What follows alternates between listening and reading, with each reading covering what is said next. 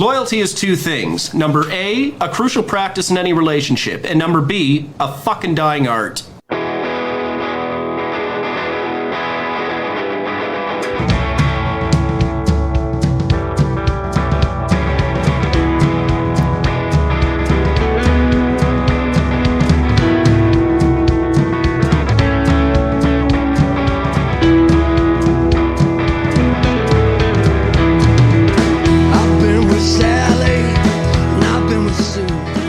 My, oh my, we are back with another episode of Tiara. How are you now? Oh, good, and you? Oh, not so bad. You haven't done that in a few episodes. Yeah, I know. I like to throw you a curveball every once in a while. Real quick, I'm just going to go through some quick pre-show stuff. We're on TikTok now, which everybody should be because now we're there. So secondarily, our cosplay contest is still going on, and we're also going to intertwine that with the TikTok stuff. So if you're doing Letterkenny TikToks, send them to us. We're going to get you in the competition stuff. Send them to us. Let us buy you free merch. Exactly. Also, always looking for good independent bands. Hosts at howareyounowpod.com. Send us, your MP3s, your waves, your Bandcamp, your whatever you got. If you're on Bandcamp, that's where everybody seems to be anyway. We also have a phone number for our voicemails, where you can leave us dad jokes or, other random voicemails. And that's at 304-50-FERDA. And you can leave us voicemails, like these. Hi there, Dean. It's Yara. Renee in Denver, first time, long time. Liar. Got a quick little dad joke. I don't want to, mess up the flow with whoever you have on the show today, but I bet he's awesome. Tiara, I had a quick question.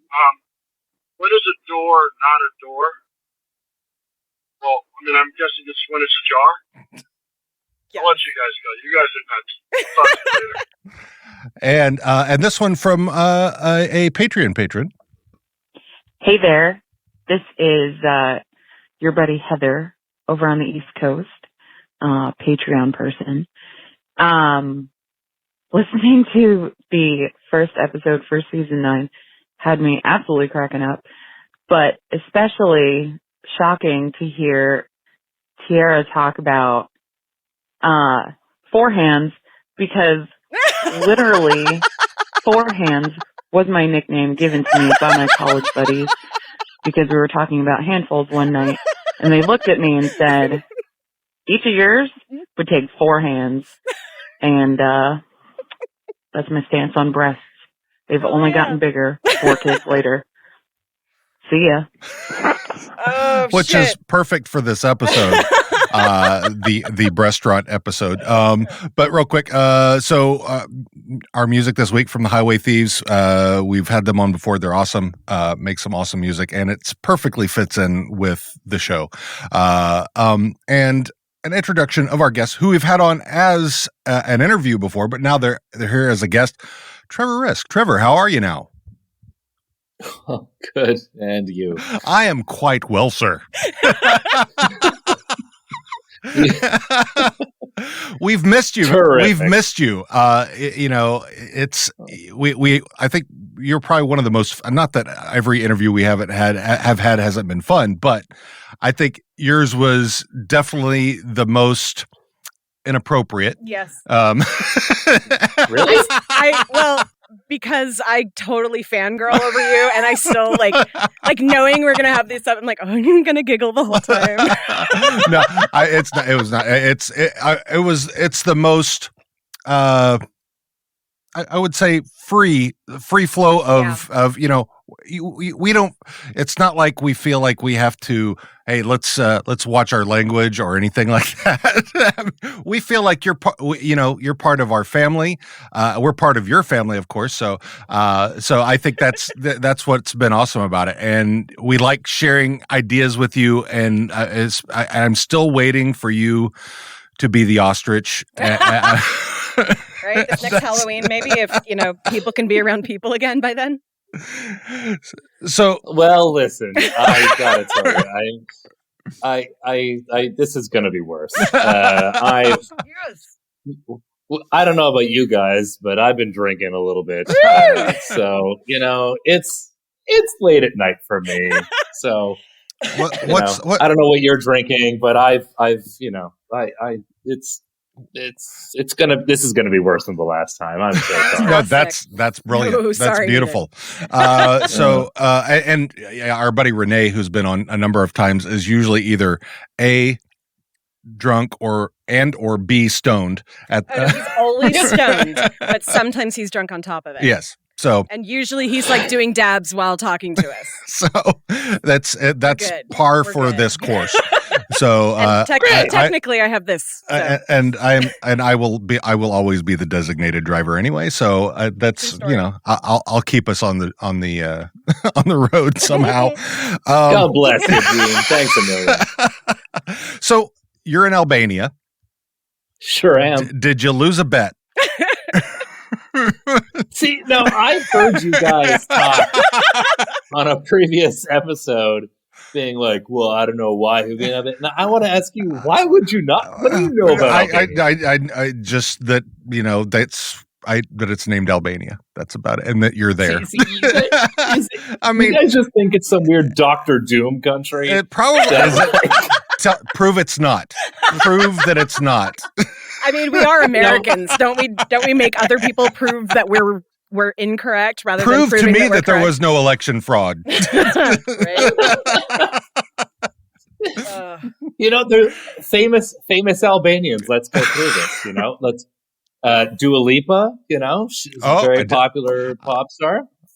I know the name. I did not realize that. No, yeah, go ahead. Elisa Dushku. Really? From Buffy the Vampire Slayer. Really? Mother Teresa. Who? Okay. I mean, Yes. And then also Martin Shkreli. So I don't know. Well. I mean, not cool, but cool. I mean, yeah. It's someone. I thought I'd mention. I mean, he does have the only Wu-Tang album. Does he still have it? I don't know if he still has it or not. But it's just him sitting in jail, crushing it through his chin. I have the only one. I give you 2 packs precious, of cigarettes for that. Your Martin Shkreli impression is pretty good, Gene. Yeah. I don't think I've even It's heard accurate. Oh God. Anyway, let's talk about Letterkenny, because I know we can get off the rails very easily. Yes. Let me go through the show, and then we'll get off the rails. Yes. So fantastic. Sure. So real quick, last week we had a couple of days ago for us now, but last week was sleepover that we had with our buddy Awesome, where sleepover was. That must have been a really weird episode to edit. I'm sure. I mean, shooting it, I'm sure, was not too difficult, but it's the editing. That was almost very Tarantino-like how you had to edit that together. Yeah. It was. I mean, like, I feel like Tarantino probably farts himself awake at night. Yeah. There's no doubt. There's no doubting that. Who's amongst us hasn't done that every night for the last several years? It happens. It happens, especially as you get older. That's why you have 3 dogs, one of which who lays directly underneath you under the bed, so you always have a scapegoat. There you go. Well, you don't fart in front of girls. We've That's a good thing I'm not a girl. But yeah, but then sometimes you're asleep beside a girl and you fart yourself awake and you don't talk about it the next day. Right. The first time anyway. Because they appreciate that you didn't fart around them when you were, awake. Well, yeah, you can't control that. It happens. So yeah, I mean that's when you've solidified the relationship. So that's when you're awake. When you do it awake when in front of someone. When you fart yourself awake and when you fart the person next to you and you do not talk about it. You talk the next day and you're like, did you sleep well? I slept pretty well. Yeah, I slept pretty good. I woke up once in the night, but I feel like that's what Rosie was planning on doing before Bonnie was like, Gail. 7 times. Yeah, 7 times. I mean, as long as you're not, I think it's polite. You don't fart in front of girls, and then if you do when you're asleep, they should appreciate the fact that you held it in until you were sleeping and dreaming about it. I mean, but if they respond in kind during the night, then marriage. So. I think that's what marriage is. That's what I remember about being married. Is that there was responding in kind and just generally looking at each other with a cocked eyebrow. Yeah, that sounds about right. Exactly. That's what I remember about it. Exactly. Yeah. All right, so let's get into this episode. Episode 6, Breastaurant. You don't want to talk about Albania anymore? Well, we can talk about restaurants in Albania later. So, cool, buddy. So let's get it. We can talk about that. We will. I promise. Talk about that. Okay. So we start off at Modine's with the open. Wayne, Derry, Dan are all sitting at a table. Derry's flipping through his Twitter account and as talks about an account called Gay Hooters, and they start. Derry is a bit confused. If anything, restaurant that like Hooters would do for gay guys. Dax and Ron just happen to be sitting at a nearby table. And happen to chip in. I'm just thinking it sounds a little bit queer. Easy, Tiger. That you would have to sell the gay community on Hooters. Sell? Sold? Huh? Gay dudes love tits. Is that right? Most of us, yeah. Well, to be fair. To be fair. To be fair. To be fair. It's hard to imagine anyone not liking them, no matter which ways you point your sexual compass. So you guys love tits as much as you love dinks? Fuck no. We're straight guy gay. Strictly guy gay for clarification. Getting good and gay and guy gas. Smashing silly ass. Getting kinky with the dinky. Getting stinky with the dinky. In sync with dink. Is that right?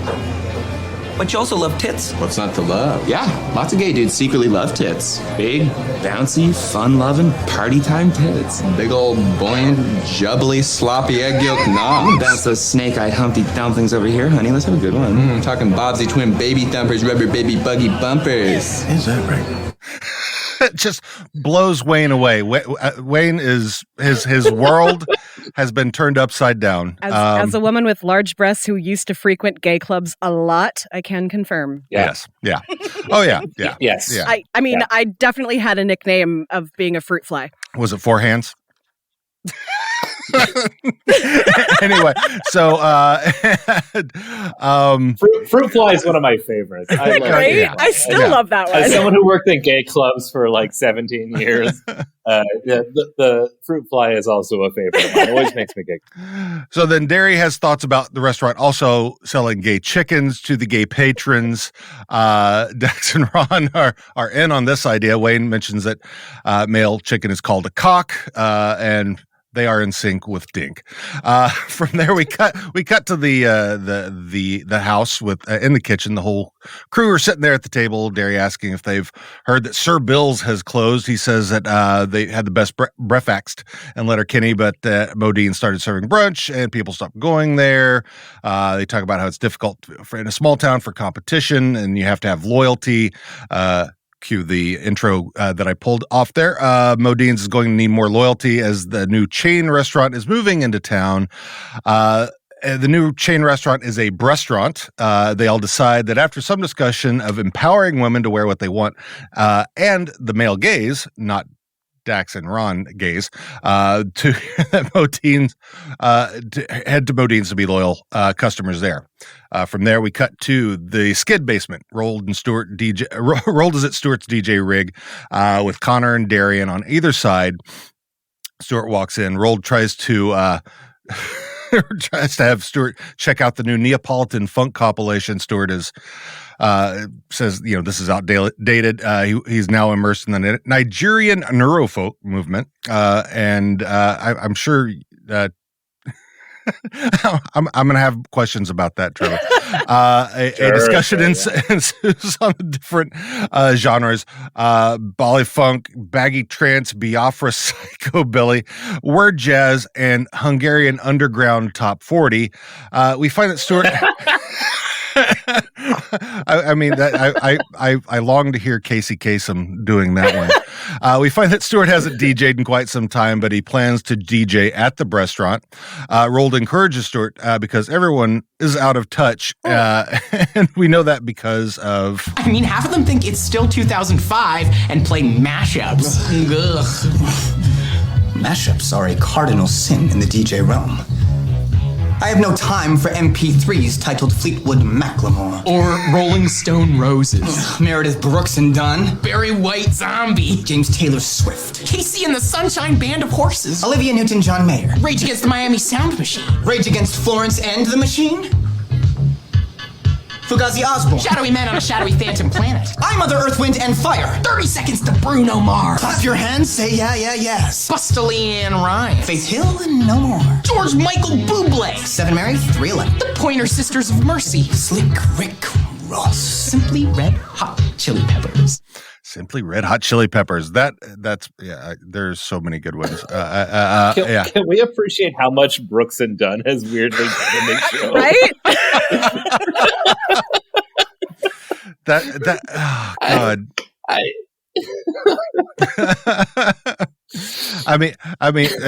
We've just to forewarn you, we've come up with a list. TR has worked on a list of her mashup ideals. The only one names that work together. Yeah, not that the only one I could come up with was Camper Van Halen. So just so perfect. That's good. So perfect. So anyway, that's good. From the basement, we cut to the gym.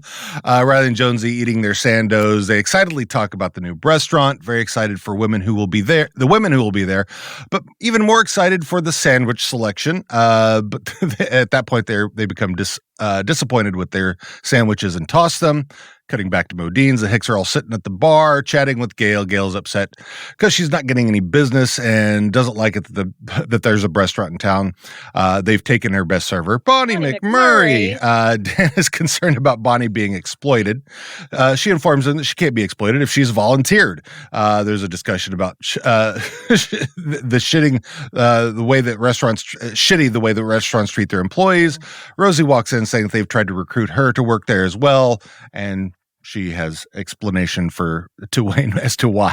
She has 2 reasons. She has 2 reasons, yes. From there, we cut to the Breastaurant.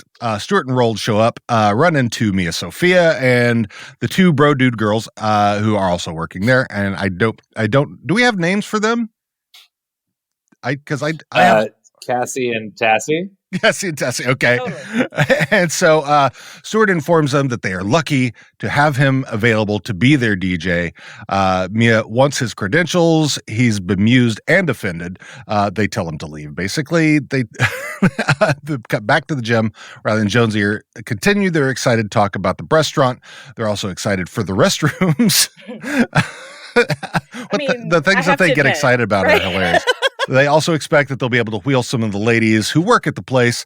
They cover some of their prior conquests at restaurants. Then Dax and Ron show up to cover their restaurant conquests.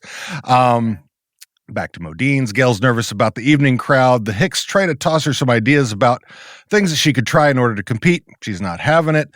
They then tell her why that they're one of the things that they're happy that she doesn't do. Hey, Gail, you know what I'm glad that you never do? What? On top of not asking customers, what are your big plans for the night while you're waiting for them to pay the bill? Worst. Sometimes I'm excited to share.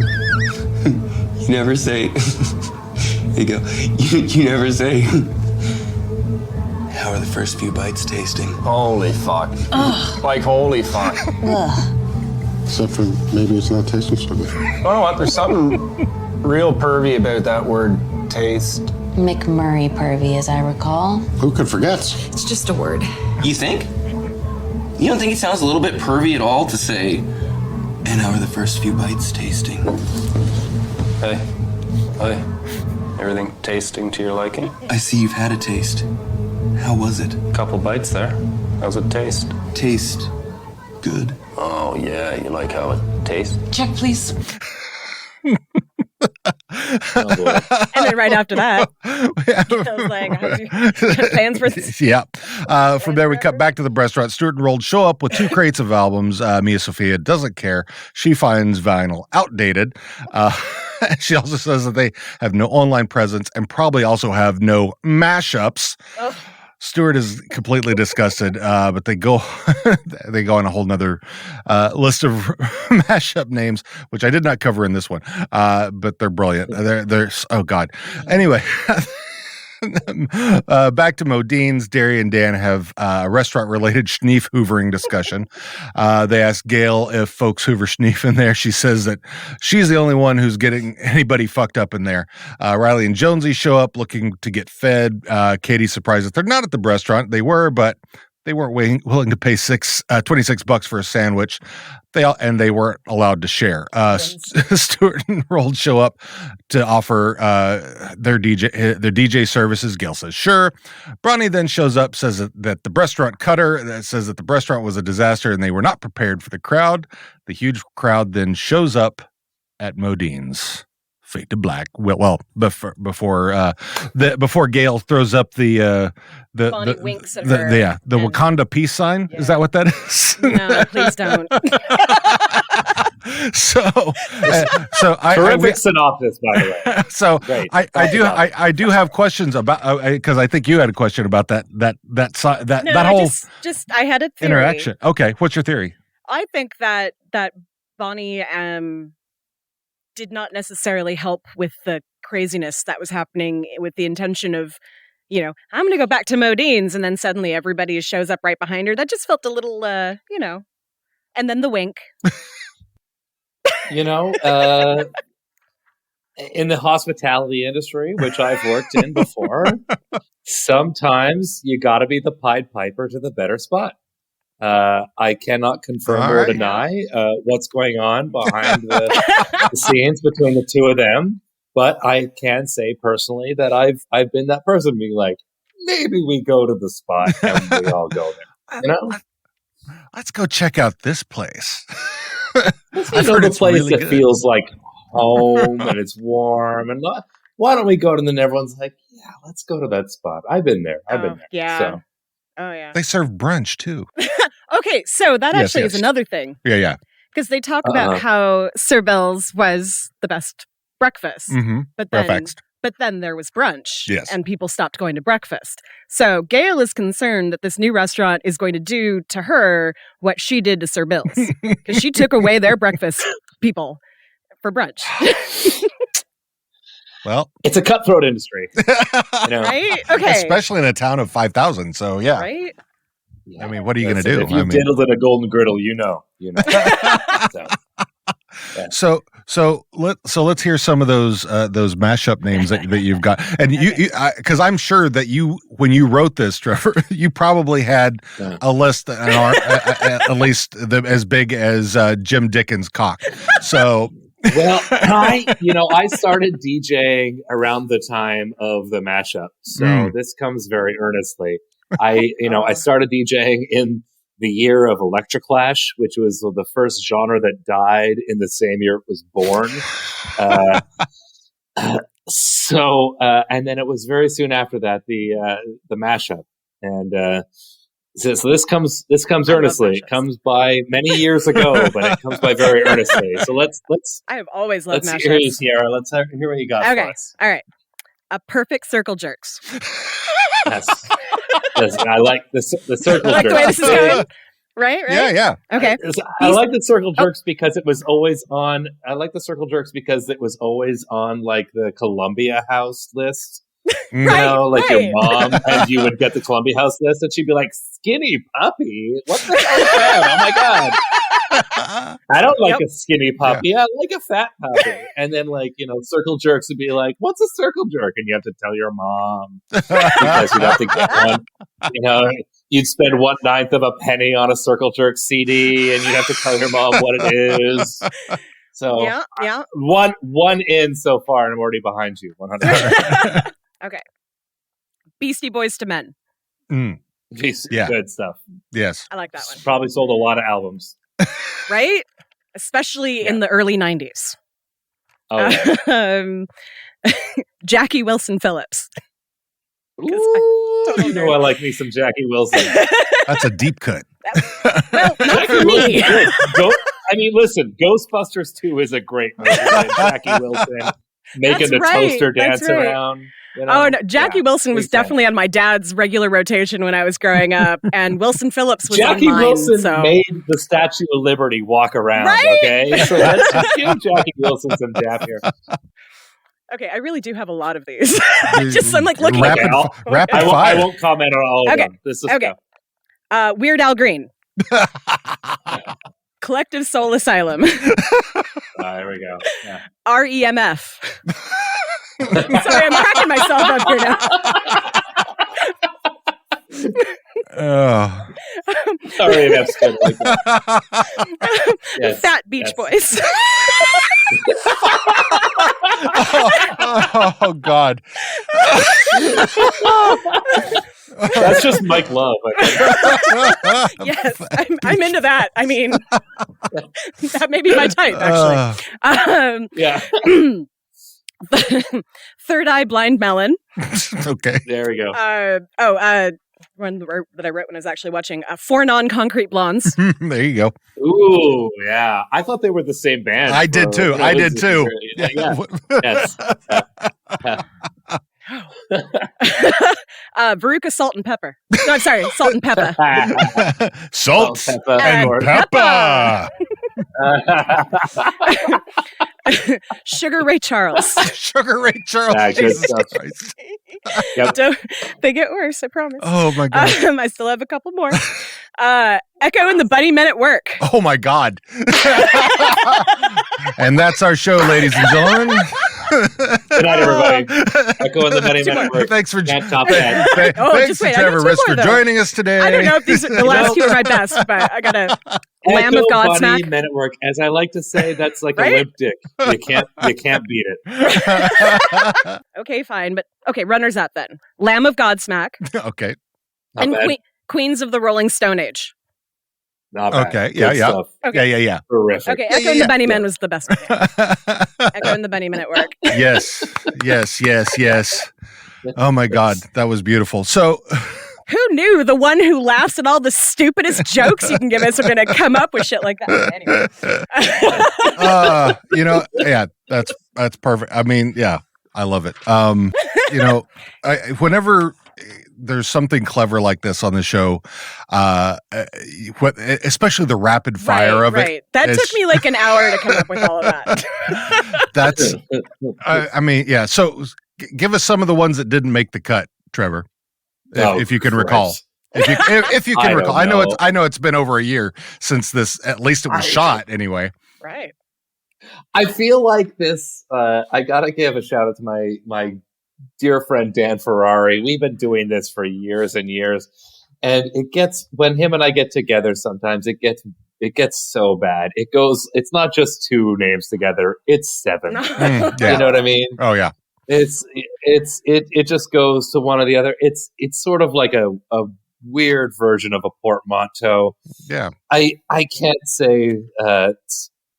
I feel like there was probably 100 written. I'll bet. Yeah, I'll bet. Oh, yeah. It's like how Moby wrote 100 songs for play and only chose like the good 19. Right. I feel like there was 100 stupid ones, and we used just the best 40 or something. Yeah, because I would have been like Leonard Cohen Skinner. Ooh, I like that. Exactly. Hank. Like Lee, Jeff Buckley, Aaron. Johnny Cash Money. Like that's exactly. And it's one of those things where I used to play in bands a lot, and I thought one day, like, I'm gonna be sad one day when I stop coming up with band names, but I'm never going to. I'm never going to, and I think that I'm gonna one day actually stop coming with band names and only come up with this garbage. That's what's gonna happen. Yeah, I mean, because like 70 years old and be like, Yeah, it's like because like you remember the band Len? There's so many things you can go from there. Steal My Sunshine. Oh my God. Because like Paul and Storm. I don't know if you know Paul and Storm. I actually thought of that too. They do nerd comedy music, and they have like this T-shirt that's because one of their running gags is blank is the name of my blank cover band. And so there's like that running gag of that whatever, you come up with some crazy name that it's the name of my Motorhead cover band or whatever. Yeah, somebody will say it's like a Letterkenny thing. Someone will say something and then it's the name of my sex tape, but for them it's the name of my Megadeth cover band. So that's what it's definitely like that's what she said, said the actor to the bishop kind of exactly. Thing. One of my favorites is someone says something and I'm like, oh, that sounds like my favorite Ween album, because it's always Ween. It's got to be Ween. Yep. Ween would name anything. It's attrition humor, it's like it's not funny and then it is funny. Yes. These are the people who spend time with me in my life have to put up with it. So. Mighty Mighty Boston. Mighty Boston Loke. Mighty Boston Loke. Mighty Boston Loke. Jesus. Oh, Christ. Is this what we're going to do all day? Because I'm fine with that. A minute to win it. Oh, man. All right. So let's because we could do that. We could completely go off the rails. We can do all that. Yeah. So, I mean, we could totally do that. So working with Dax and Ron, I love every time that they're on, they glue me to the screen. Those guys are fucking hilarious. God, now my brain's not working on on the actors' names. James Daly and James and Greg. Greg, yes. Yeah. Both brilliant. They should be in more things. I think that the both of them have a natural comedy to them. Oh my God. Hits me in like right in the cockles of my heart. Like every time I see the two of them do anything, it just I think they're just not just natural performers, but they're naturally funny. I love seeing them do it. The chemistry is like you pointed out, that thing that the smacking the leg. God damn. I was just gonna say that. The smacking I was just gonna mention it. The smacking of the thighs thing is there's just some good Looney Tunes stuff to them, where sometimes when they like lean in and look at each other and then they at the same time lean and look right in the camera. That's just stuff that like I wish I knew how to do, or if you could teach, like those guys have it. And when I say it, I mean capital I, capital T. Oh yeah. Yeah. The camera loves them as far as I can tell. Yeah. It's one of those things like, your favorite directors, you're like, oh, they know what you want to see on the screen. And those guys are the opposite side of the camera for me. Like they know what you want to see every time they're on there. Yeah. So they're like the gay version of Stewart and Rolled Together. The chemistry between the two of those two sets is Acting-wise, just exactly. Yeah. The chemistry the way they work together is just immaculate. I would say very politely that they're the gay version of them. I'd say they're the bi version of them. Obviously, they had a thing for Katie on St. Valentine's Day. They are. They're the bi version. Yeah. I always think I have that gif of Katie's reaction of her just that deep breath she takes in, and she's like, "Oh my God!" Yes. When they were doing the pitching, the baseball, the baseball. That's another one of those things that there are these little funny Looney Tunes moments that are just physical stuff, and I always say you can't teach physical comedy, and there's my favorite physical comics like Dick Van Dyke or John Larroquette or something, and the stuff between Katie and Stewart, where they look at each other, or like when in the Valentine's episode, Katie's just like, and she's just taken aback because she's, kind of a little bit horny for the situation. Oh, yeah. Or the time where Katie flashes her grills at Stuart, and Stuart is just like, what's going on? So great. You know? Or, Hersey and Playfair, they do that really well too. You know, during when Dax and Ron get married, where it's just one of my weirdest favorite moments on the show, where Hersey just goes, where Playfair goes, "Don't worry about it." And Hersey goes, "Don't worry about it." And they're just like very seriously looking. And they really don't want you to worry about it. It's almost not even worth talking about. It's just those moments. Exactly. There's these moments that they all have. Everyone on the show has where I will watch over and over again and just giggle because of the face they're making. You know, there's just this physical comedy thing that everyone has, and we could do a whole episode about Jacob being able to do the same thing. Oh my God! And I love that. And I mean, from the get go, you know, Greg and James had it. I remember being on set for the first time in my entire life of anything, and they came out dressed the way they're dressed. The very first episode, they show up and we're like, "This is just funny. This is already fun." It's like, and then on top of that, they're just funny. Like, they have a physical thing going on. They have the dialogue thing. They've got it dialed.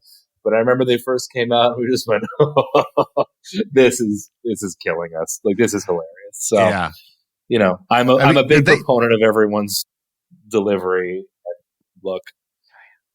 Do you know if they knew each other prior to Letterkenny? I think they might have. I don't know for sure. I think they both come from a theater background. But I know that James is from the Maritimes. Actually, I think Newfoundland, which Newfies will say first off, not to call them Newfies. Secondly, not to call Newfoundland the Maritime. But I know that I want to say they're both from a theater background, and I think they might come from that. If they did, if they didn't, either way, the chemistry between the two of them is unmatched. Oh yeah, because it feels like they've known each other forever. So that's that's how perfect their acting is together. So yeah, I love it. It's you know, like Riley Jonesy, Playfair, and Hersey, they've known each other a long time. In fact, I think they lived together for a while. I think they're legitimate best friends in real life, which is great. I remember we went out I hope this isn't too much behind the curtain here, but I know we all went out once after shooting, and Andrew, God bless him, I love him so much. He was like, you know, it's like the Skids had like 4 people, and the Hicks had 4 people, and you know, and now with James and Greg, we got 4 of us here. I was like crying. I was like tears. I was like, this is delightful and beautiful because this is. It was like their family was whole. Well, let's all have a. Well, in actuality, I mean, because then you got Marianne and Betty in, who, I mean, shit. If you want to think about it, the hockey players got a lot of people. So, but not as like regulars. No. I mean, we do need more Jess and Kelly. So, I mean, for sure, because they're fucking awesome and. Yeah, they're terrific. Yes. I've not met either of them in the real world, but I do love. I mean, I think everyone's kind of noticed that when they're talking, like the other women hockey players are really trying not to corpse behind them, right? Because there's. I think, like you notice in the dressing room, that there's people behind them, and they're just like, I just can't deal with it. Well, yeah, because when we interviewed him, Jess said that she could not maintain because of how fucking hilarious each line was. I mean, the Kelsey Grammer, multicolored lipsticks. My God. I mean,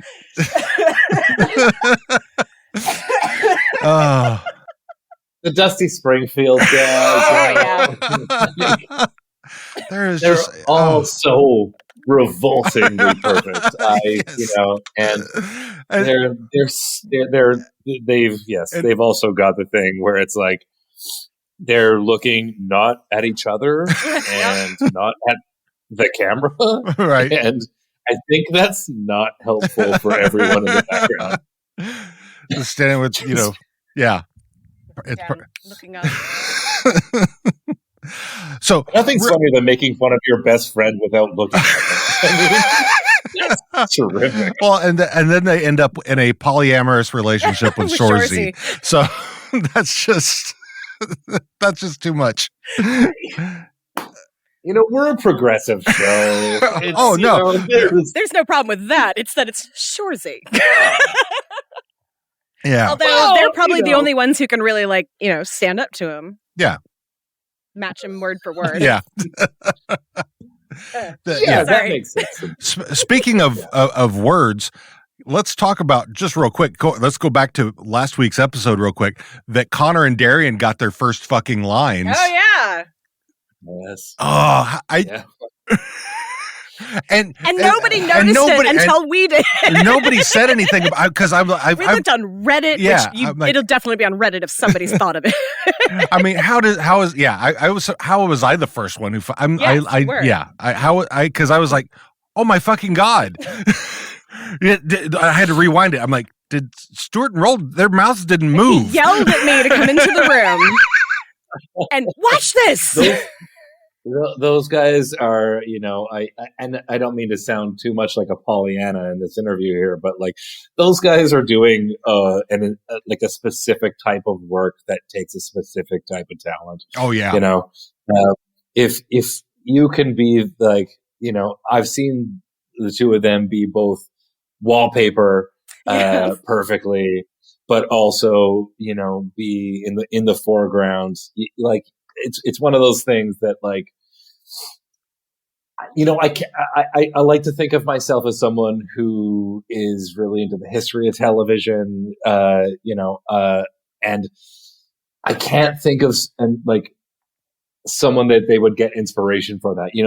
There isn't like, you could say Roald is kind of like, Christopher Lloyd in Taxi or something, you could say, that everyone has sort of like a lineage of whatever. And I just, as someone who's always watching a series from each, decade and rewatching them and stuff, I can't think of an example that they're doing that isn't maybe animated. Yeah. You can see that sometimes in animated comedies. And so what they're doing is something that's, I can't think of something that's done before, so they deserve applause. Yeah, all the time. Yeah, I mean, because when you bring something like that up, I think about I think it was an interview with Steve McQueen talking about Magnificent Seven, and there were so many of them about how you get screen time with that. He goes, and what it was is that he would just like whether it was he's holding his hat in his hand and flipping it just to get some minor attention, and apparently Yul Brynner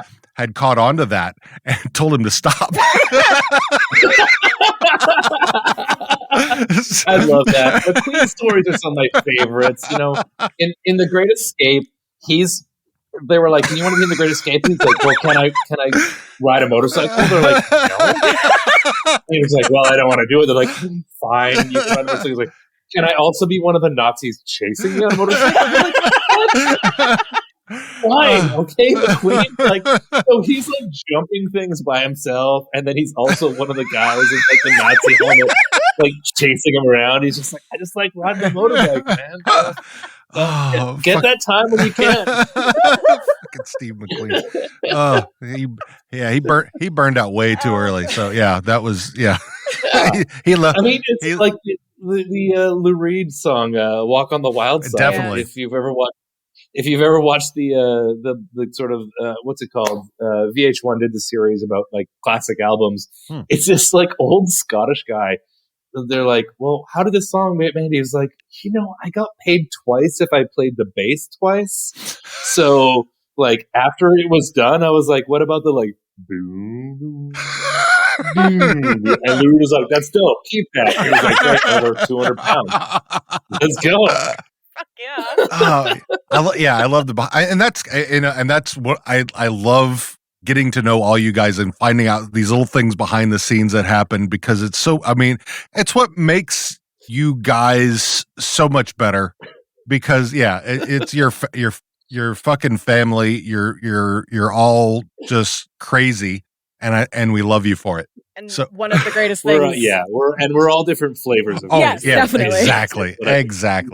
One of the greatest things to come out of the pandemic, I think, is actually we can actually see the Letterkenny team as a family, because they'll they'll call each other on Insta and then broadcast it just to hang out with each other, or like they'll record each other doing whatever and like talking to each other, even though they're not necessarily like Evan and Clark doing a stitched together TikTok, and then the one that the AMA with Tyler Johnston and Evan Stern. Yep. Yep. On Instagram. So I love you guys. You guys are. Yes. I remember also when I left Nashville and went up to Toronto. There was a little break up there. Yeah, sorry. There's a little break up here. Listen, Albanian Wi-Fi is dope. I'm gonna blame American Wi-Fi here. Actually, yeah. Well, I was connected to we were connected to somebody in California yesterday, and it was awful. So, so I was pleasantly surprised. Yeah. The best Wi-Fi in the world is weirdly like Romania and Estonia and stuff. Okay, it's been good here, I'll fall on the sword this time, but I want to let you know that the Balkan Wi-Fi is actually pretty good. The vampires use it early in the morning when they're in their coffins. Right. So when everybody else is they'd be out asleep. right now in his time. Well, no, now they're out and doing things. So they're scrolling through TikTok while they're in their coffins in the morning. Okay. So some people in this part of the world love it's being vampires. No, that's. You guys, as long as you like being called rednecks and everything. Oh, God, this is here, of course. He's from Texas. He absolutely owns the redneck. I am from Texas, yeah. Squeal louder. I was gonna ask about something, and now I've completely lost it. So so what was the very end? So was that you say you won't confirm or deny that was a plot between Bonnie and Gail? Are you there? I am very sorry. You've broken up. Oh, again. No. I just heard the word Gail. Oh no. We could talk about Gail all day. And we should. But was that actually a plot between Bonnie and Gail for to get people to come back to Modine's, or did it just play out to look like that? Or can you neither? I don't remember. You don't remember. All right, so let's talk about Lisa.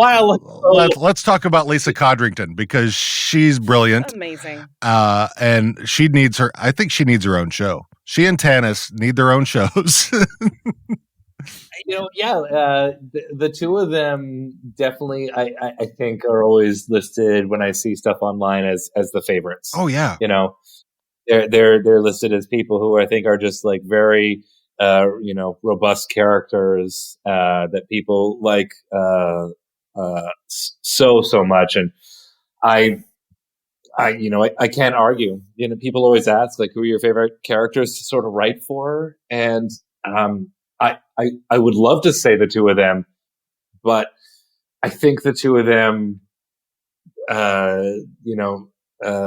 Lisa and Tio, they just like they both really make stuff jump off the page. I could write the dictionary for them, and the both of them would make it hilarious. Oh yeah, you know. So as far as just like who are your favorite people to write for, that's a really hard question to answer that you get asked a lot. But I do know that the two of them, watching them turn, you know, even maybe a line that isn't necessarily a joke. You know, talking about physical comedy, Christ, Lisa is, you know, untouchable. Good Lord, yes. Yeah. And so you can just write one thing that's just supposed to push the narrative forward, and she's pushing her boobs up, grinding the air. Know, she's licking her lips or whatever, and then just like moving around. I'm like, I didn't know people could move like that. Just making everybody on the show look better because she's doing stuff like that. You know, she's pretty untouchable. So. Yeah, I don't remember if it was. It feels like something that's just like, if that wants to be later, we could make it one. Sure, yeah. Because I do wonder. You know, you see things like that, and you're like, oh, I wonder if that's going to pan out in, you know, season 10 or in the future, whatever it happens to be. Because I mean, you know, people get invested in the show, of course, in these relationships, which are just they're hilarious, and they're you know, the community of Letterkenny, whether that's the fan community or the actual Letterkenny as the town, it's just it's so engaging. Yeah, I'd agree with that. I think that you know, as I think a lot of people do, the sort of country mouse, city mouse thing is frustrating and mostly kind of bullshit when the argument happens between the two of them. But I do think that there is a curiosity to people about a lot of places Letterkenny has said. I think there's a curiosity about the small town. I think there's, even if you're from a small town in Canada, it's like, what does this relate to my small town? Does this relate to North Battleford, Saskatchewan, or something, or someplace in BC? You know, and then I think people who grew up in a city are kind of like enamored with it. And then I think a lot of people in other countries are enamored with just like the Canadian setting. Yeah. You know, I think that the idea of just, you know, I have people in my life from different countries who are just like, is that what Canada actually like? I'm like, no, yeah. Sorry, I meant to say yes. That's absolutely, that's absolutely what it's like. Yes, not 100%, maybe 99.5%. So. Yeah, it's about And they're like, well, do people actually, you know, do they do a bunch of rips and then just kind of dance to music? You know, do they still listen to the Chemical Brothers? Like, oh yeah, no, absolutely, that's definitely the case. No, not an argument. No, and it's different. It's different in every small. You know, I you know, the small town that I'm from in Canada, Armprior, town of 6,000 people in Ontario. You know, it's funny. There's like you know, Dirks is a skateboarder, and there's some of that skateboarding scenes and that you know, I grew up, I'm old enough now that in the 90s, the skateboarders were the skids. Like, they weren't cool. Yeah. But when I moved, when I was 18 to Vancouver, it's the West Coast. Oh, the skateboarders, like, were very cool. It's like, you're like, you know, you're 38 years old and you're like, your other 38-year-old friends are like still dating skateboarders, you know? And, not named okay. Tony Hawk. Yeah. And then, you know, for me growing up, I was like, no, there was only like 5 skateboarders in Armprior, and they were worse than Stuart, like in a million different ways. So I think that people there's a lot of people connect with Letterkenny, but I think there's also equally just curiosity about it. You know, curiosity about where it comes from and what time it comes from, and I think we do a good job of keeping it a little bit Neverland too, where you like it's a little bit evergreen, you know? Yeah. We've had many debates on how old they are. Yeah, and it could take place in the 90s or the early, maybe the early 2000s if you're including a lot of the music in it or something like that. Like it could take place in a lot of different parts of Canada. It could take a lot of different times in Canada, and so I think people have a bit of curiosity around it, not just from people who grew up in small town Canada, but also people from different countries. How did the people of the actual town of Sudbury, where it's filmed, how are they with all of this recognition now? I wouldn't be the first person to ask that. Sudbury is an interesting place that I have been to the strip club in, and I remember it's a strip club / karaoke place. Oh, I actually really like stripperoke. No, I like stripperoke too. Like in Portland, they have the stripperoke. But this is not that. It's like one room is stripping and one room is karaoke. All right then. I do remember getting up. And when I say getting up, I also mean falling down onto the stage, doing Freebird, which is great because stand up there, arms akimbo, and listen to the guitar solo for a while, and then also getting a nice lap dance. There you go. By a nice person who gives you a lap dance. So I don't know about the locals of Sudbury. When I have met the locals of Sudbury, when I've been there, it's usually like a woman in her 70s who's driving a taxi and then gets mad at me for sitting in the back instead of the front, which she is correct. I mean, she is correct there. I should have sat up front with her. That's basically my experience. Sudbury, great chicken wings, nice people who serve you the chicken wings. I'm not the person to ask about, the Sudbury goings on, but my instinct is to say that they love it. Okay. It's, Sudbury has in TV and movies played the moon like 5 times. Oh, really? And then Letterkenny. All right then. So I don't know. Like I do like that it's been both. I like movies about the moon. Politely. First Man's a nice flick. I don't know if that was shot in Sudbury or not, but I know it either plays the moon or it plays Sudbury. So Sudbury plays Letterkenny or the moon, and so they probably like it being Letterkenny more than the moon, but that's just a guess. That's a polite guess.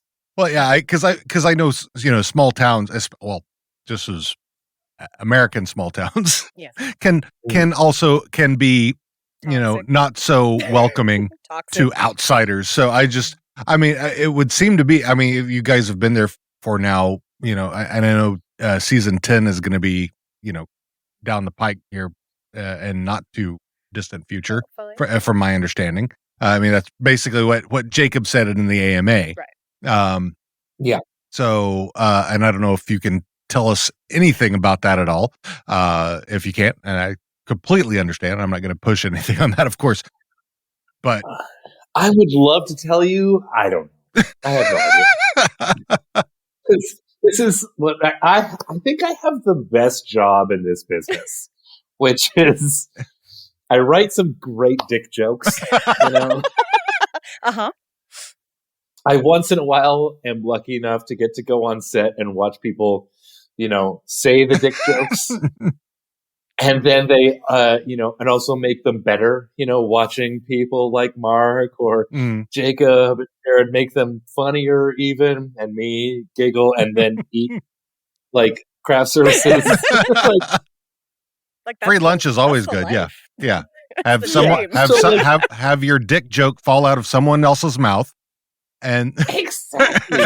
One time Tyler bought me Harvey's, which is like kind of like a Canadian institution, because that was brought up. Actually, I was going to ask about that because that was brought up in this episode, Harvey's, because I had never heard of that before. Yeah, that's not one that I know. Oh yeah. Yes. So Tyler I love Tyler to death, and when we both lived in Vancouver, we would go to hockey games sometimes together. Now he's a big Vancouver Canucks fan, and when I say big Vancouver Canucks fan, he's like almost too much of a Vancouver. Yeah, got it. Totally. And so I would go with him, and I would just wear. I have this weird collection of hockey jerseys. I would wear like jerseys from the opposite team, even though I'm not a fan. That's something my buddy Jason would have done. Yes. Exactly. He'd be like, Trevor, that's really nice of you to take this hockey with. That's no problem. Then I'd open up my jacket and be like a Mighty Ducks and be like, God, fuck you, man. And because like I'm just, I adore the guy, and this is an embarrassing story. We're on set once, and it's time for lunch break, and there's a Harvey's. Okay, Canadian institution. You get a hamburger. They ask what you want on it. You get to make it. It's really delicious. And he says to me, he's like, Trevor, I'm going to buy you lunch.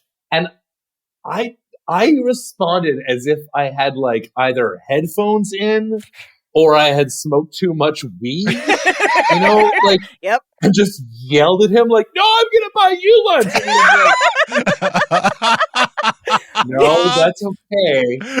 I'm going to buy you lunch. Like, yes, that's actually a really polite thing, Tyler. Thank you very much. Because it's also like part of when you grow up poor, where you're like nervous about anyone giving you any generosity.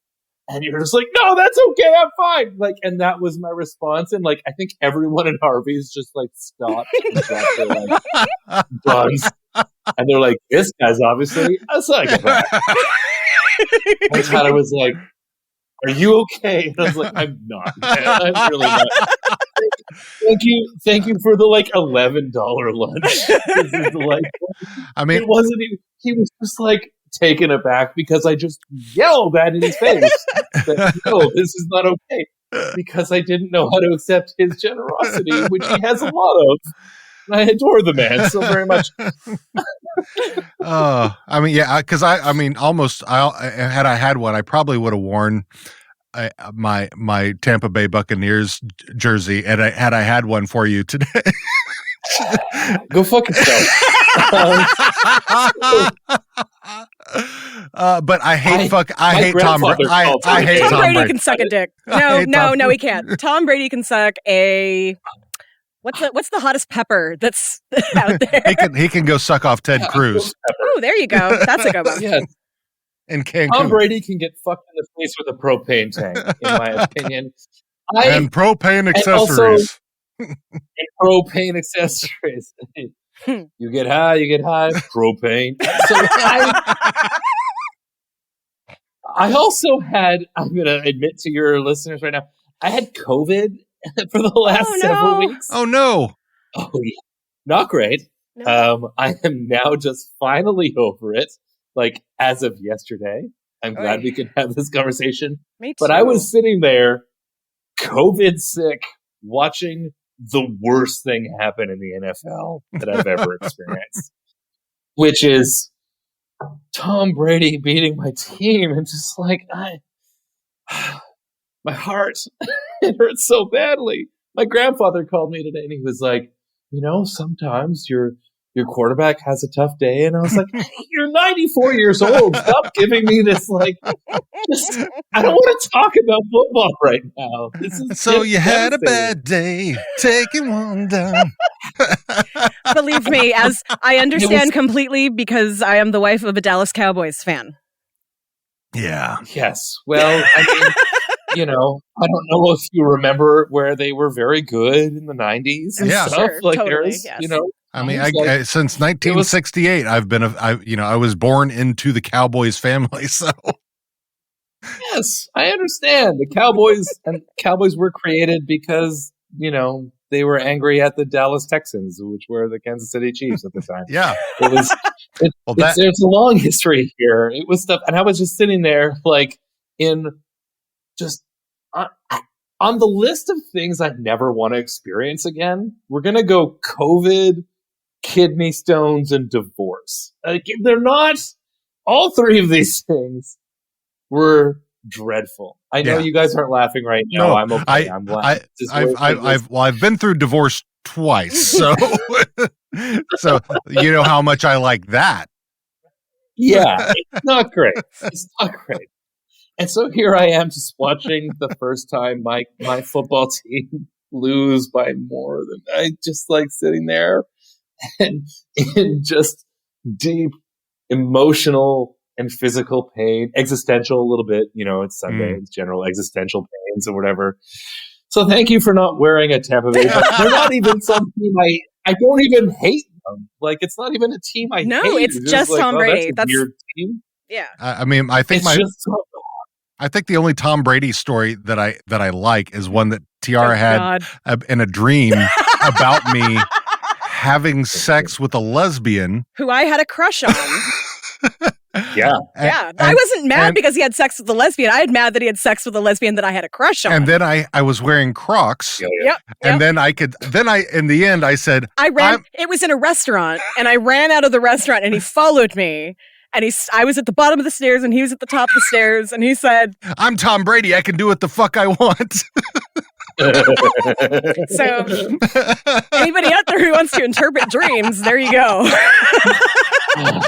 So yeah, Tom Brady in Crocs having sex with lesbians. So write that into an episode of Letterkenny. I have some weird dreams, man, but this is a lot. I mean, you know, Tom, he has to wear Crocs. He's such an uncomfortable human. Just like he's like a clone or something. Like, he doesn't really have a whole lot of personality. He's just this walking hulk of meat that's married to a supermodel and throws touchdowns. I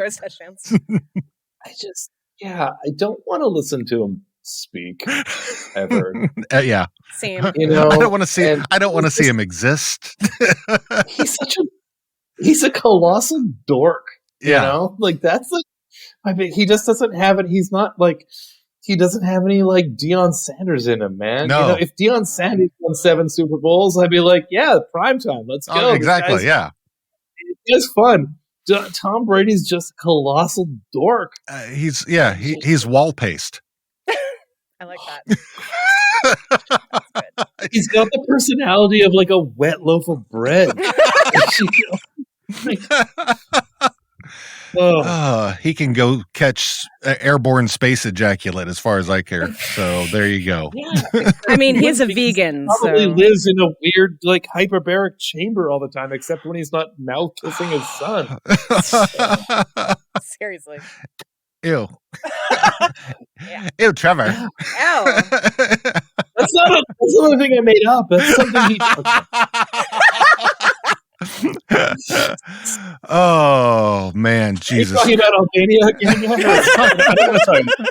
don't want to talk about the Super Bowl. It's a holiday in Albania. No, wait, that's a different song. Listen, I have made that joke so many times over the last 3 weeks. I have made. Don't forget so to pack a wife. Exactly, holiday, and I made that joke. I'm glad we're on the Absolutely, I've enjoyed it. Thank you. So thank you, Jake. How do you feel about jumping into a little fuck fight furtive with us? We told you about it. Sure. Yeah, we told you. Let's go.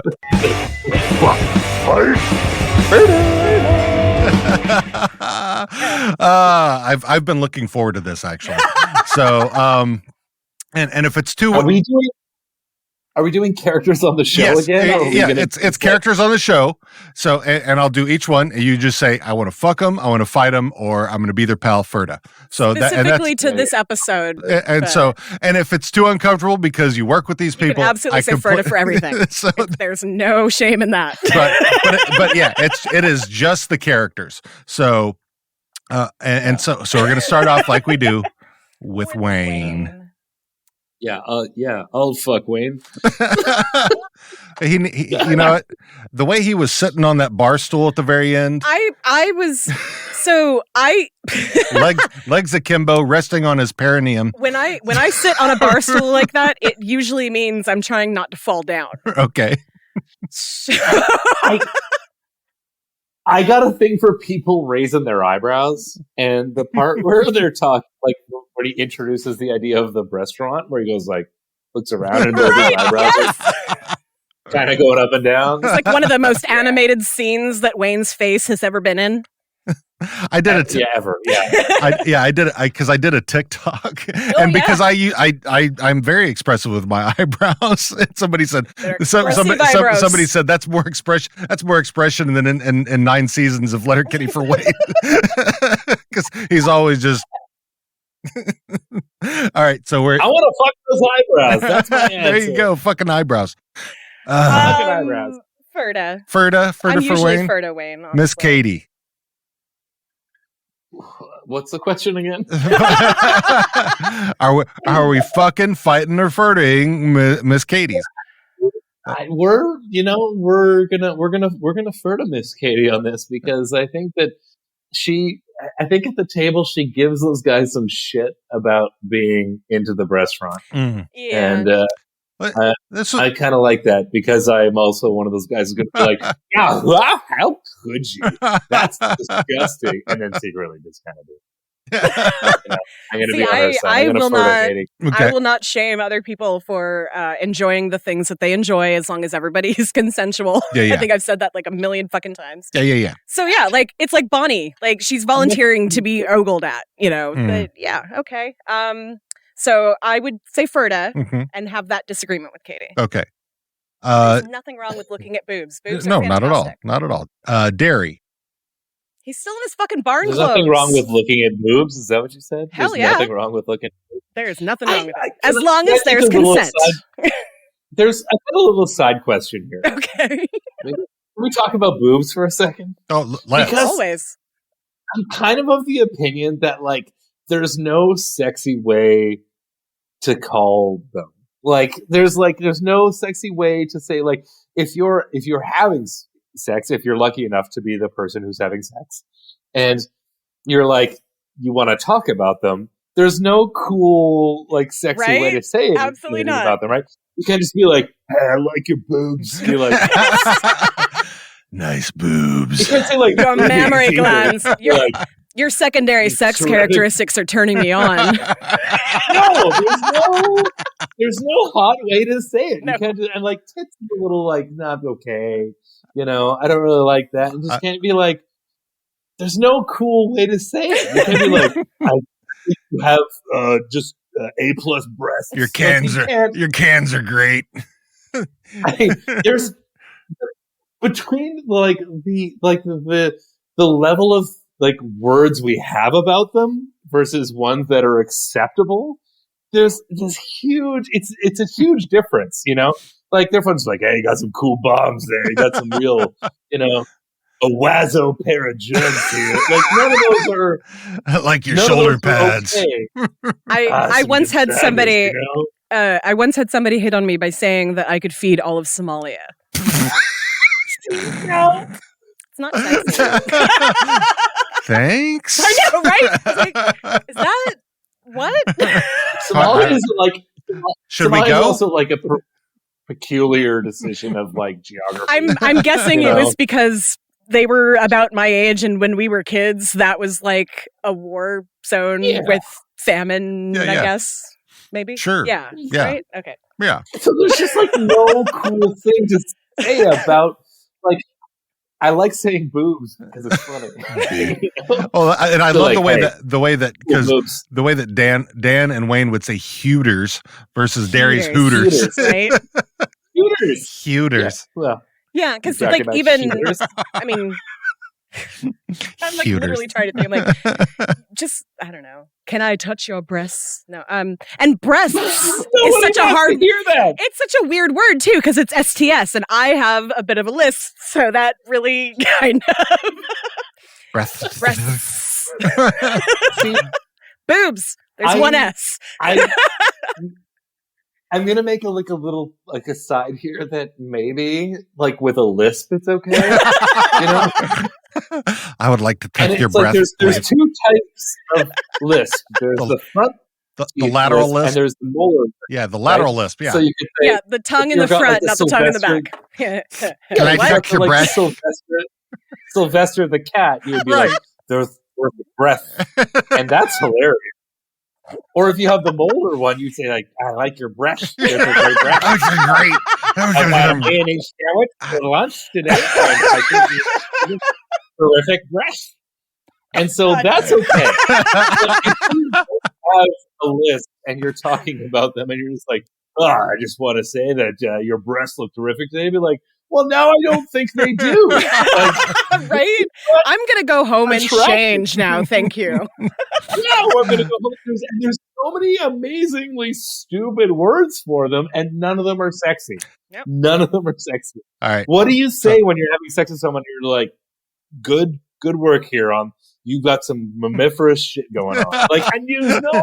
Nice knocks. Just the answer. Yeah. Got a couple. Yeah, you got terrific bobs there. Sloppy. I like this. Broad. The sloppy egg yolks. I honestly, I instead of just talking about them, I just plop them on their face and everything's so there you fine. go. Just put them right on there. Right, don't even have to talk Get about them it. on there. Hey, they're right in front of you. I like your. So where are we on dairy then? You don't want to talk about no, we breast. Trevor's like, I could talk about breasts for another hour. I think we've milked it for all it's worth. Motherfucker. Okay, this is a terrific response. Thank you. Dairy, I would like to fuck maybe just to teach him. Not teach him. I don't presume to teach him, but I'd like to see what he thinks. You know, what he thinks fucking. Yeah. You know, in the world. I would like to see just like what he pronounces Hooters the regular way. Right. And I would like to see what he would be like, you know, in a gay Hooters situation. By the way, nothing is funnier to me than the two words "gay Hooters." I will never not laugh at them because I'm one of those people, like, you know, like Jack Handy, who thinks that the funniest jokes are the shortest jokes. Like, nothing is funnier than "take my wife, please." You know, I'm like one of those people. And like, just the term "gay Hooters," like. It's completely it's absurd. I do want to know about these gay chickens. Yeah, gay chickens at gay Hooters. You want to eat gay cock? What? So fight for the gay chickens. Is that my next? Derry needs to take off his barn clothes for me. We've already established that. Yeah. So if Derry takes off his barn clothes, you're in? If Derry, I've said this over and over again, if Derry wore something other than his barn clothes in public, I could definitely be into him in like the dorkiest one night stand ever. Okay. So. I may be wrong here, but I don't know if it's got a trap door on the barn clothes. You know? I could see it. I don't know if you've ever seen the back, but you know, that probably is part of the decision. I think Derry could be talked into some pegging. So yeah. He met Ellen. They had the conversation about playing with Dan's butthole. And then Derry went off on his own. Right. I forgot about that. He decided to go and find out. Yeah. I don't think Derry plays when he's talking buttholes. I think it's all business. Scrubbing teats and buttholes, and that's it. Hey, listen, it's 2021. Buttholes are on the menu, all right? At the Hooters, at the gay Hooters. Well, and like I feel like in a gay Hooters kind of place. Yeah. Like I like what they were when they were like, you know, I would like a dog's eye view because like that's what I think of for gay Hooters. Like I think of like a gay bar where they're serving you in Speedos and like Japanese seating, leather, and or you're sitting on the floor. That could totally work, actually. There you go. I do like a Japanese seating. I mean, because they could come in with the serving trays right there. As someone who's been to the flagship Hooters in Atlanta, I think I have a lot of very firm opinions about what a gay Hooters would be like, and I think that we should all support it. I think that if we're going to Patreon, these podcasts, I think we should also get a gay Hooters going. Oh, Let's get that. Yeah, that would be the perfect destination place for bachelorette parties. There you go. Go fund me. I'm gonna start that now. Dan, Squirrely Dan. Wait, was he in? How much was he in? Oh, you know what? I agree with him. Okay. Dan's back on my fuck list because I love frosé beverages, and sometimes I'm excited to share. Yeah, and I like him talking under his breath. Sometimes excited to share. I think that anyone who knows me knows that I am a big proponent of the quote unquote female drinks. I don't like gendering drinks. If you were to come to one of my birthday parties, you would see me get 10 to 20 Cosmopolitans handed my way. Because the Cosmopolitan is a great drink. I mean, it'll fuck you up. It'll get you where you're going. It's women's kind drinks of like are so much harder. Yeah. The Cosmopolitan is kind of the weird cousin of the margarita. Yeah. All right? Yeah. The flamboyant margarita cousin. And it's full of vodka, and who's harder drinkers than Russians? Right? Seriously, yeah. I mean, because, if you think about it, quote unquote, women's drinks are the hardest fucking drinks there are. I mean, because wine has way more alcoholic per volume than beer does. Yeah. So, thank you very much. People who are like, oh, you don't drink whiskey, blah, blah, blah, blah, blah. Fuck off. Yeah. I don't need a shot of whiskey when I can drink an entire thing of, well, no, we broke up, but vodka and I broke up. Just, to be fair. To be fair. I didn't drink underage, and so I don't have that weird relationship with sourpuss or whatever. That was all my drinking was underage. Yep. Dean basically has 1 or 2 drinks a year now ever since he's, got out of college. Yeah. Right. Yeah. I'm very much a, sourpuss, line it up. Let's go. Schnapps, I'm in. That's fine. I didn't drink underage, so I don't have a weird relationship with it. I am very happy to drink, quote unquote, the girly. Yeah, drink. yeah. I don't gender my drinks, man. No, okay. Listen, I'm with you. Yeah. So where are you on Dan? Inside of the idea of him in this episode. Yeah. You're asking. Yes. I mean, you can give an overall if you prefer. I mean, no, I think I got a Ferta guy with the frosé action. Right. I like rosé all day. I've been saying that for a long time. All right. I like drinks, it, period. Sure. Yeah, him and me having a bit of Malibu. Let's go. It's the only thing I miss about Vegas is the $1 margaritas. All right. All night long. You should come to Albania. Everything here is so cheap and amazing. Rosie. Okay. Rosie is cracking me up in the last couple episodes when she's like, when Gail will start flirting with Wayne and she's like, yawn. That just cracks my shit up.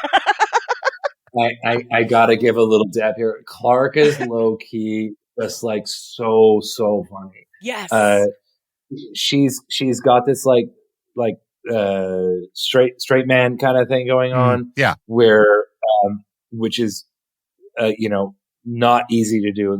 Back in vaudeville days, we all know the straight man got 60-65% of the money because it's the harder job.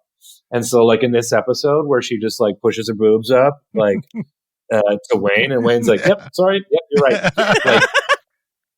That takes some stones, that takes some chops. And if we're just talking about the character on the show, I'm gonna go with the FUCK. Yeah. Because oh no, I mean, you're not wrong. You're not wrong. A dry humor, beautiful woman who looks at you and pushes her boobs up and laughs at you. That's my shit. So I'm totally into that too. I'm gonna go with that on that one. So yeah. All right. Lots of fucking going on here. I like this. Now I know this is going to change for you. Bonnie McMurray.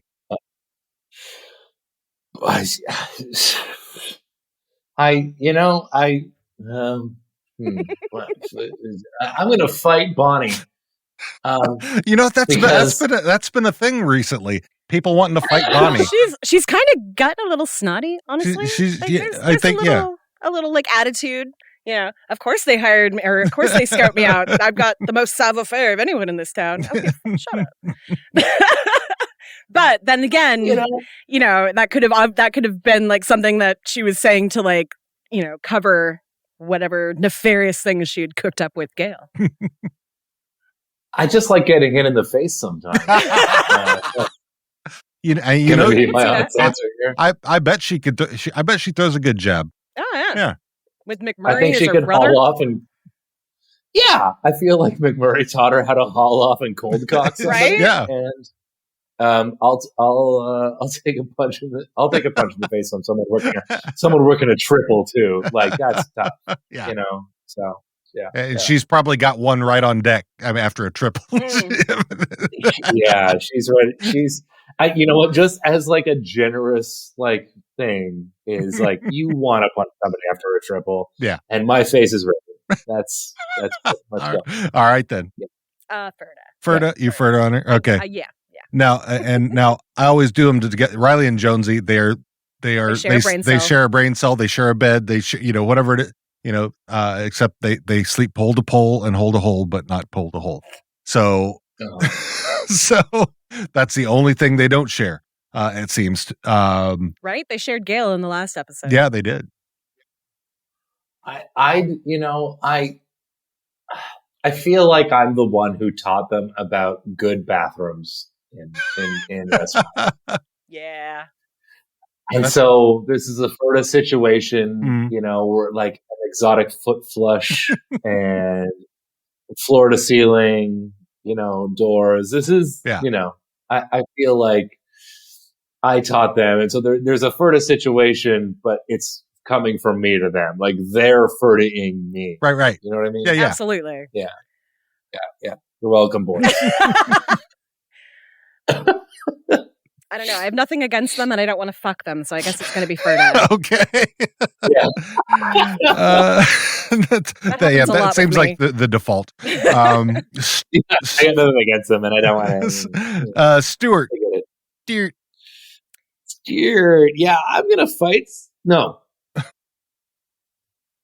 Oh, I'm gonna defer to him because there's a lot of like my life as a DJ written into Stuart in this episode. I had a feeling.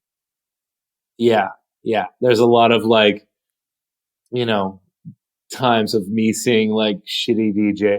Okay, so there's like, you know, the line where she's like, there's two types of DJs. There's the DJs who bring people down, and there's the DJs who don't, but they keep people here. There's also two other types of DJs, and one is just like DJs who want to be a DJ and DJs who like music.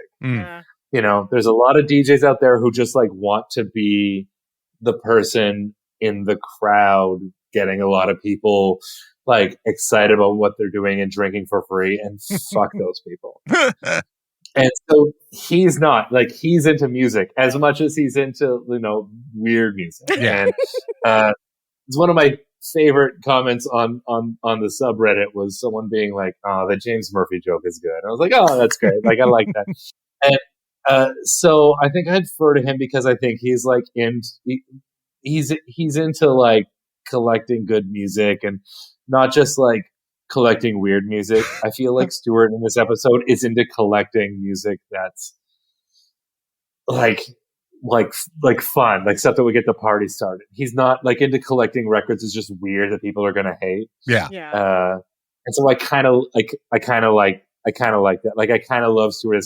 Also, he's wearing a glitter blazer, and I'm super into. Like I have a pair of shoes in the other room right now that are just like exactly like that blazer. Like I'm about glitter. Like if I could sneeze glitter, I would sneeze glitter all the time. And so he's wearing like the glitter blazer, and I'm like, I definitely fucks with that glitter.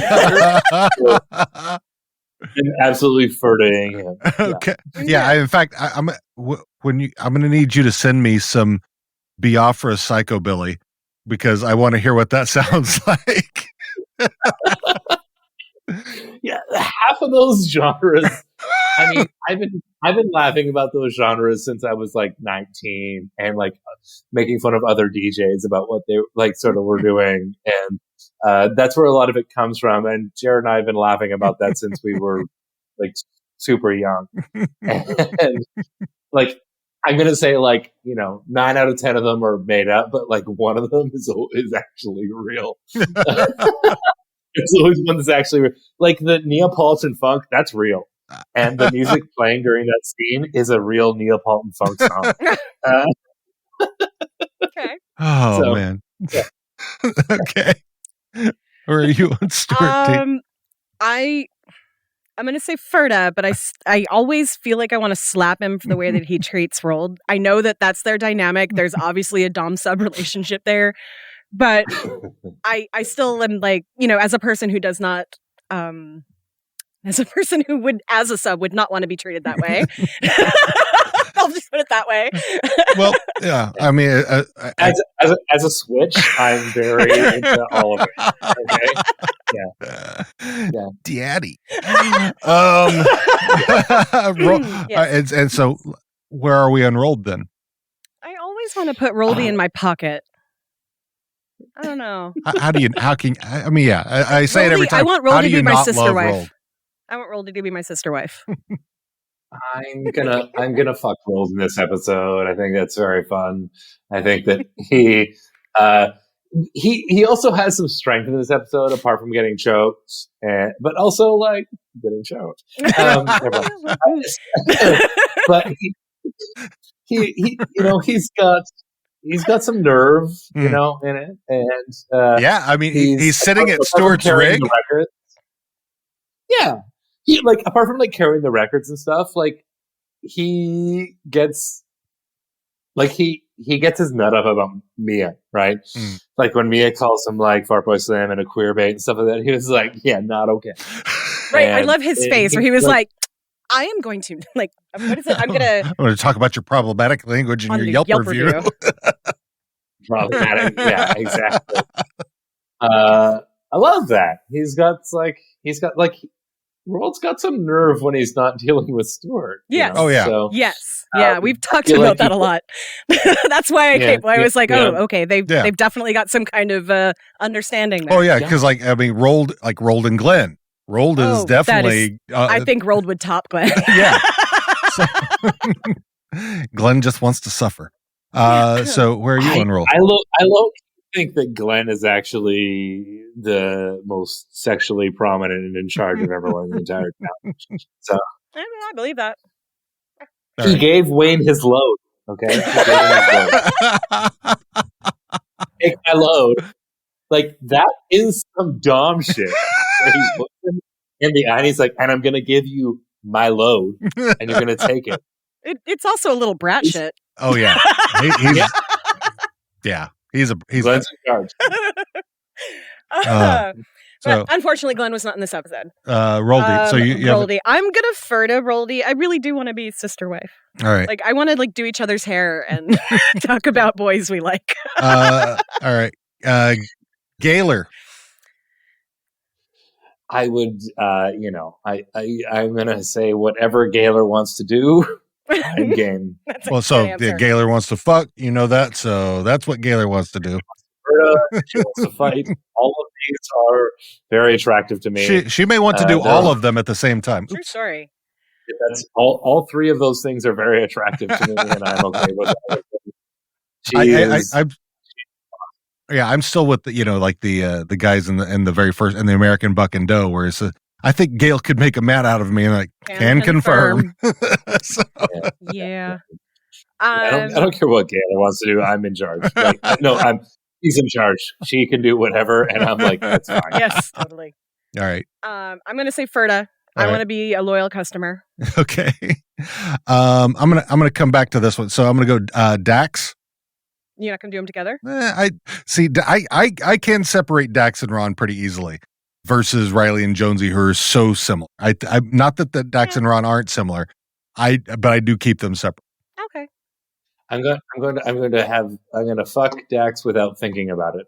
I'm gonna just not.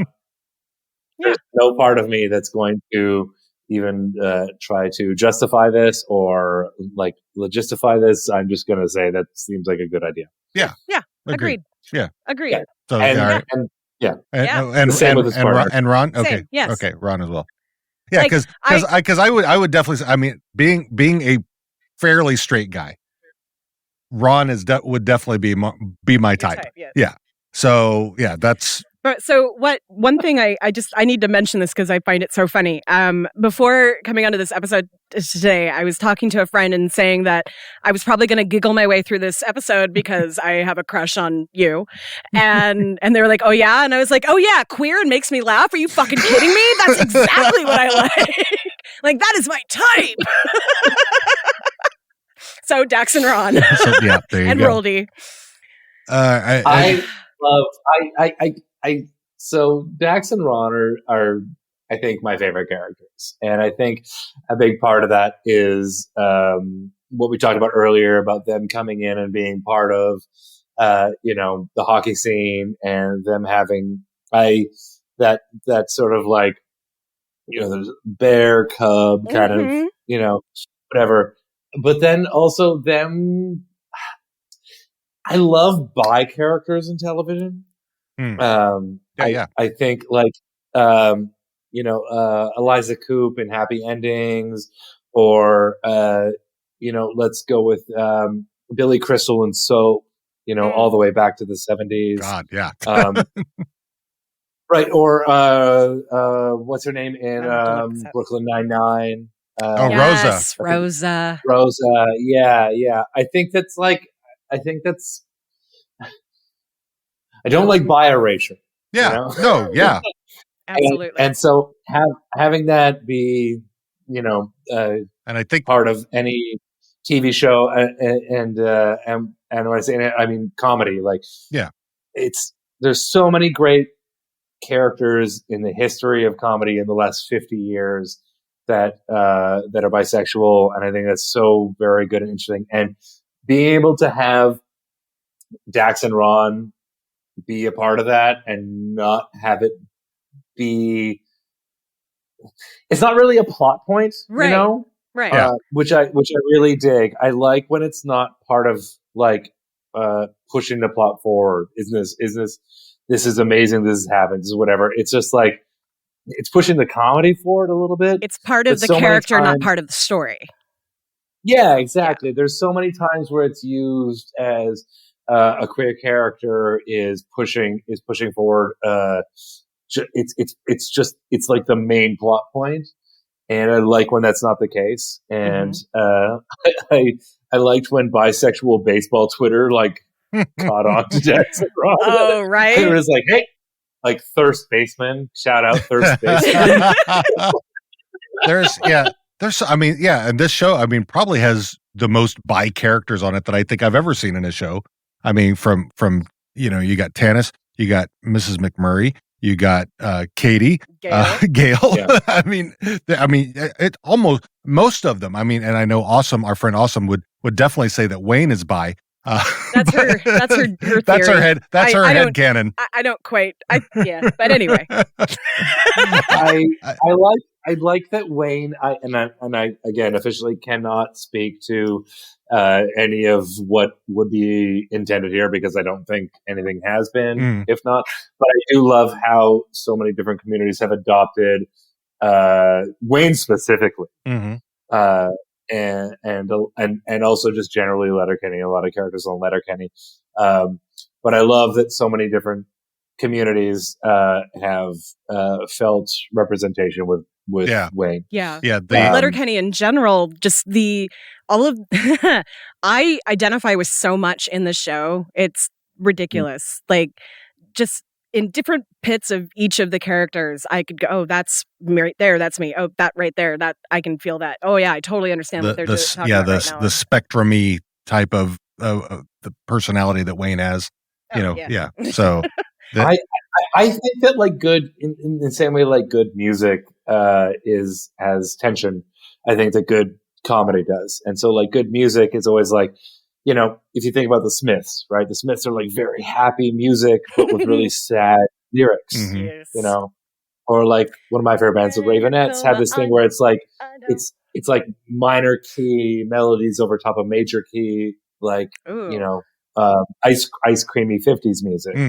I think that tension creates something, and so I really like when the comedy on this show kind of does it. It's not. I don't think there's a lot of tension. I don't think there's like emotional tension, but I think that there's a lot of things that people would approach with big language or big politics, but we do it with a very simple brush. Yeah. There's a lot of like, seasons where at the end you're like, oh, this is a big thing that happens at the end of the season. And then in the first 20 seconds of the next season, it's solved. Yeah. Well, I mean, I think. I think that's kind of what Letterkenny in like at the end of season 8, where, because it's all built up to the Dirks fight. Right. And then it comes back. And I think it seems like it's not like they're all sitting around. Like, oh, this is after the fight. But then there's another fight. But I do like because you have this really heavy shit that happens at the end, whether it's the Marie Fred thing or the Dirks thing. I mean, those are things that really kind of were big cliffhangers, and you're like, holy fuck, how are they going to deal with that? And they come out, and I mean, it's not as heavy as it could be, but it's still dealt with, and I like that. I think that Jared and Jacob are to be commended so much for that. I'm going to say this because I've been drinking Fernet during this interview. I miss those two fuckers so very much.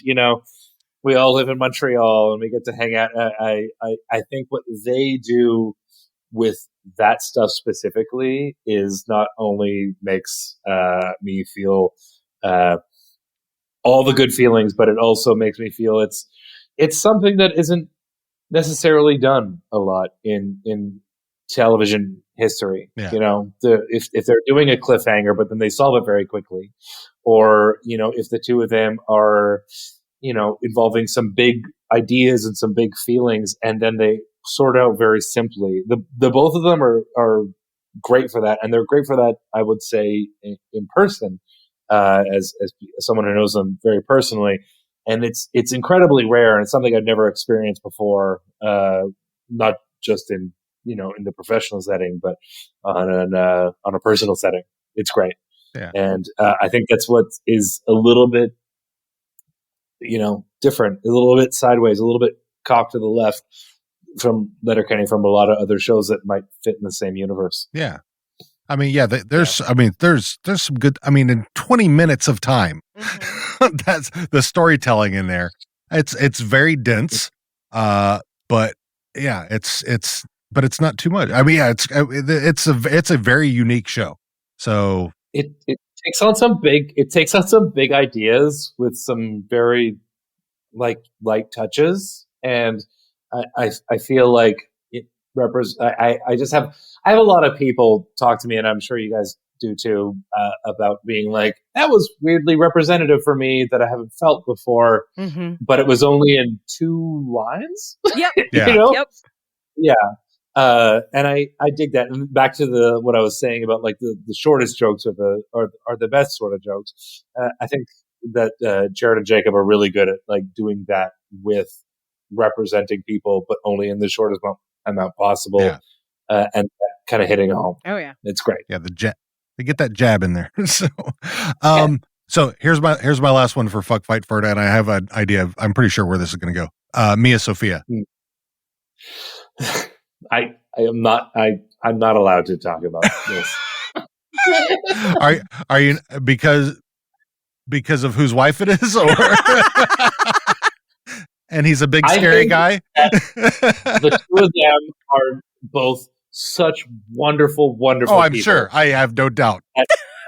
That's been so kind to me every time I've met them. Like overly kind, but also funny. Like not saccharine, not like Pollyanna. They've been just like cool and awesome to me. So I'm going to plead the fifth on this. Ferda. You could say Ferda. I mean, that's fine. That's great. I mean, I know. I had I would fight her. Yeah, if that was somebody in real life, I would not. Yeah, especially if I was still the age that was going to bars a lot. I was a scrappy. She's a terrific character who dresses fantastic. And she is a beautiful woman, and there's no denying that at all. And she does. She played Lauren and Julia, her two partners there. The Brady girls. Good. Yeah. Congratulations to them for being good stuff. Yes. There is so much good stuff in Letterkenny. There needs to be more people. And I love it when, speaking of more people watching, I love it when I hear new people coming in like, how has nobody told me about Letterkenny yet? So that where have you been, baby? Yeah. And I'm like, hey, welcome to the show. I mean, welcome to this. Yeah. Because now you're going to be now you're going to go nuts. Super soft birthday party. So yeah, you can always tell the new ones because we just had a super soft birthday party. Like, oh, or they'll be like, oh, I couldn't watch Fart Book, and you're like, oh, honey. Oh, Fart Book is so great. So past I love now. Fart Book. There's so much more farting in this series. I've had super soft birthday parties. My friend Haley once just like threw a pink bow around my neck and a tiara on my face without me even realizing it was happening. Happy super soft birthday, and little Easter egg here, like the super soft birthday party. That's me singing in the background. That's a song that I recorded. That's like during that scene. That's me singing and playing guitar in the background. So, I'm fully super soft. Not denying. Just because I've had too much to drink. I've never had too much. Okay.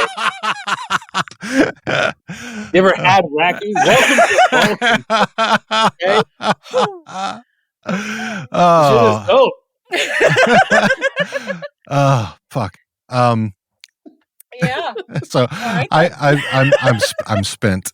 Right. I mean, I could. But you do. Tiara is actually going on to another podcast in about an hour. I'm going to be a guest on someone else's podcast. So, but yeah. Which means I need to go smoke pot. Any final thoughts? Yeah, go ahead. Tomorrow I'm going to get a haircut in Albania. And so here's the thing. So when I travel a lot. I mean, you guys have talked to me in different cities and stuff like the thing about Albania that I was excited about was that after you get a haircut, they slap you in the face. Now, I thought that was great. With what? But then I noticed that everyone has a very, very short haircut. And I like a little length here. So I don't know what's going to happen tomorrow. Exactly. I hope the slap happens, but I don't hope things go short. Just tell them to. So that's my move tomorrow. We'll just get the bisexual shave on the side. Yeah, totally. We could rock a little side shave. Yeah. It's under both sides there, but you can't see. Yeah. There's so many. I found an Italian barber, and Italian barbers are great. They give you the long Italian. They cut it very nicely, But I feel like I feel like I'm gonna get my hair cut too short tomorrow. But as long as they slap me in the face, I'm okay with that. And hair grows back, and one to grow on. Yeah. Also, though, if what you really want is the slap, I'm pretty sure that people out there would help you with that. Yeah. I want to go outside right now and ask you. Slap me. Midnight, they're gonna slap me. It's gonna be a Zachary Quinto situation. Slap. It's gonna be fun. Midnight Albanian slap fest. Midnight Albanian slap. Oh, fuck. And you caught me a week before I moved countries anyway. Where's next? Macedonia, North Macedonia. That's really cool. I can't even imagine seeing. Well, shit, I've barely been outside this country in my life. Well, no, I take that back. I've barely been off this continent in my life because a lot of Canada.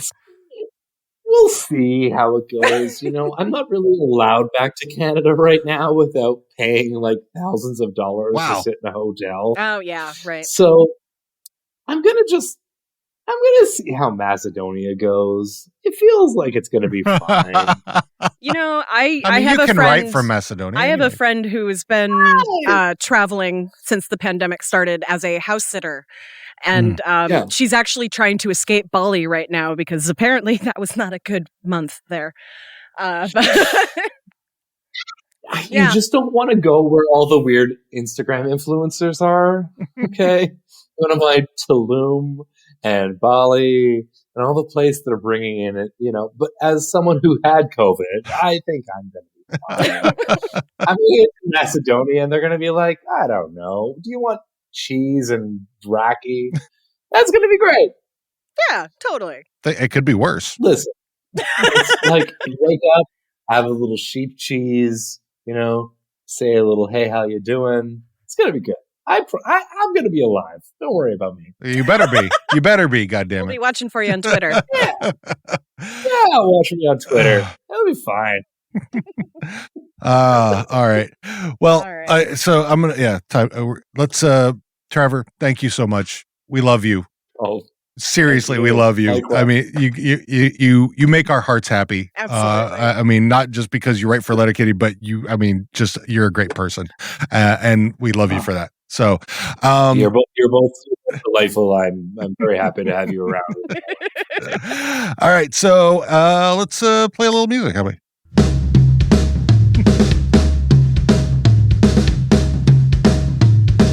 All right. Thanks for joining us again for another edition of How Are Ya Now? We want to thank Trevor Risk for joining us. Beautiful person. The Highway Thieves, beautiful band. They're awesome music. Join us next week, Season 9, Episode 7, Indian NRG, with our special guest, Danielle Chip Lehman. We'll see you guys next week. On my mind, sitting at the bar, Carla looking at me, so I cocked back his smile and she shot me a wink. Never hesitate to make a stupid mistake, so I got on my wallet, bought a couple of drinks. I say we should talk for a while. Maybe you and I can find the reasons why I'm feeling